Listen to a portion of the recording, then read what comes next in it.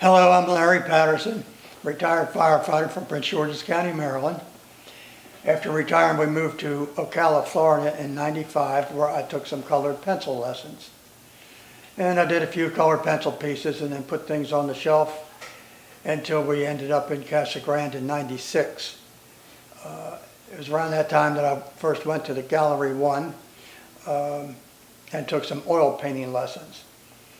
I knocked out 3 of them pretty much in succession over the course of about 4 years, and I was happy with my progress, so I put that on the shelf and went to, at the encouragement of my wife, to doing what I'm doing today.